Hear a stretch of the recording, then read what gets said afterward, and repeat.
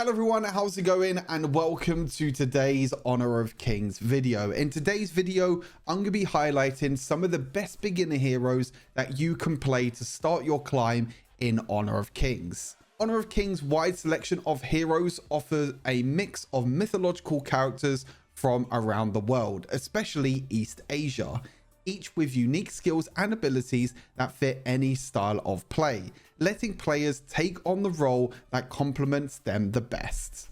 Big shout out to Honor of Kings for sponsoring today's video, and let's get straight into it with the first hero. The first hero I want to highlight in the Clash lane is Byron.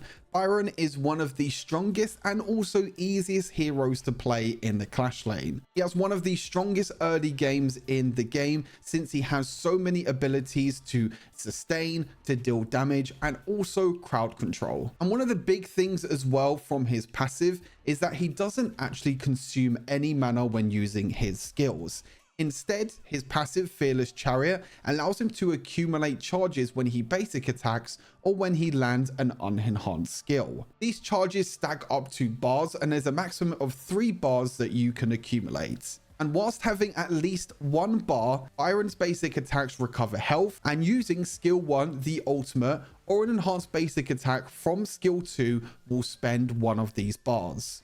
However, spending one of these bars on a skill or the ultimate will enhance these skills, making them even stronger. So deciding when to use what skill at the right time, depending on how many bars you have, makes a big difference for you being able to carry your team. For example, his first ability, Electrifying Charge, whilst charged, he can deal more damage and he recovers more health. And his second skill, Storm Strike, whilst charged, the next basic attack deals more damage, and the slow effect is changed into a launch effect instead, allowing him to knock up enemy heroes to make sure that he can gap close and deal more damage. And his ultimate is one of the most important abilities that you want to make sure that you used when charged. It does have a very low cooldown, but while charged, the skill deals more damage, grants a stronger shield, and produces a spark that deals damage to nearby enemies while stealing movement speed from enemy heroes. So before entering a team fight with Byron, you want to make sure that you can auto attack minions,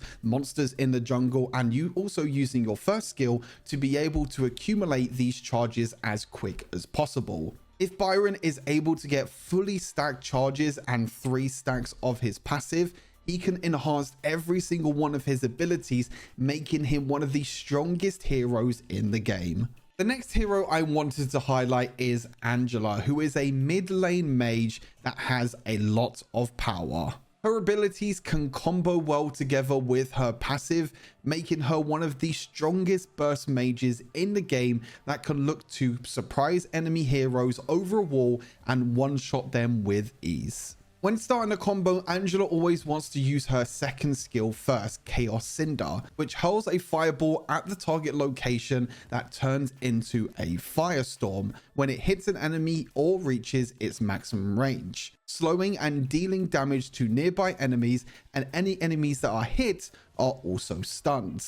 This stun sets up the rest of her abilities to do so much damage, especially her ultimate, Blazing Brilliance. Blazing Brilliance allows Angela to channel a blazing beam in the target direction, which can be moved when moving the joystick, dealing damage over time, and also Angela gains a shield and immunity whilst the shield is active. So even if Angela does get caught by any sort of knockups or any assassins that might look to try and go behind her, she can use her second ability in combination with her ultimate, gets a huge massive shield, and sometimes deal more damage than the assassins to win out the trades. Not only is Angela one of the best burst mages in the game, but her abilities can be used to push the mid lane wave faster than anyone else in the game. Pushing the mid lane gives her an advantage to allow her to roam around the map. Whether it's in the farm lane or the Clash lane, she can look to roam around with her jungler and support to give an extra advantage to her team, to try and take some major objectives, to try and invade in the jungle, or to try and catch enemy heroes off guard. For the next hero, I wanted to take a trip down into the farm lane, my main role, and one of the most successful heroes I've had at the moment in this role is Huyi. Huyi is a very simple, very basic hero to play, where he can enhance his basic attacks to deal a lot of damage. But not only does his base attacks also do a lot of damage, his second ability, Afterglow, is a great poking tool, and his ultimate, Burning Sun Arrow, is the best ultimate in the game, giving him such great setup and AoE damage to any hero that it hits. This ultimate is a global range ultimate as well, meaning that if you're in a farm lane by yourself, since your support will be roaming around most of the time, you can use your ultimate with Huyi across the entire map and try and make plays and set up your team, whether it be in the mid lane, the clash lane, or even around objectives. And when it comes to the team fights as well, Huyi can use this ultimate to start any team fight, whether it's catching an assassin off guard, whether it's trying to snipe an enemy backline carry, any way that in which he can use his ultimate to catch out an enemy hero. He can follow up with his enhanced auto attacks with his first ability, Arrow Volley, and do an incredible amount of damage. Now, Huyi will be a little bit weak during the early game, so when you are in the farm lane in a 1 versus 1, most of the time you don't want to fight against any other heroes.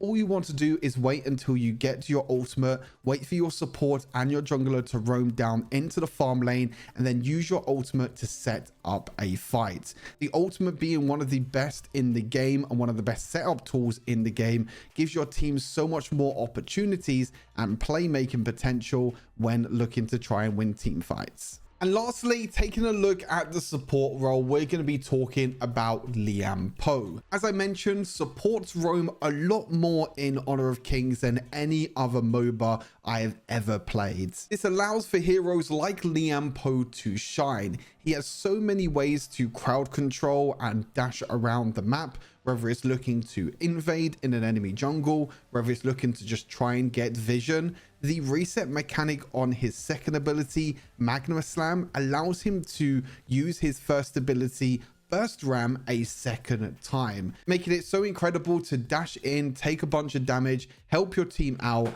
and then dash away to safety. But sometimes even when you're dashing in, you want to use your ultimate, Tremor Smash, which knocks the ground 3 times, with the third blow dealing a whole bunch of damage and launching enemy heroes. This can then be comboed with your flash to surprise enemy heroes off guard, getting into the back line, dealing a lot of damage, and also knocking anyone up within that area. And then you can use your other abilities like your first ability to be able to ram enemy heroes, help your team out, tank as much damage for your team as possible, and win the fight for your team.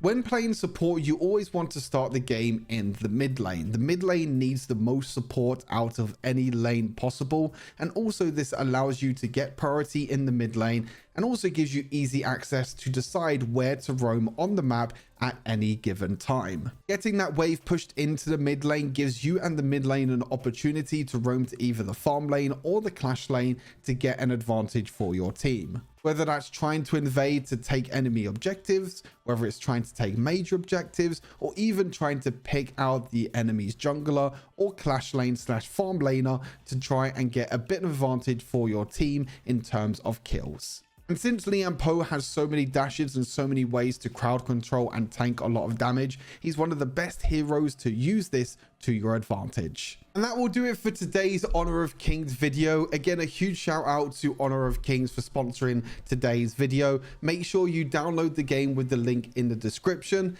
and let me know in the comments what heroes you've been having the most success for on Honor of Kings. And as always, take care, and I'll see you in the next video. Peace.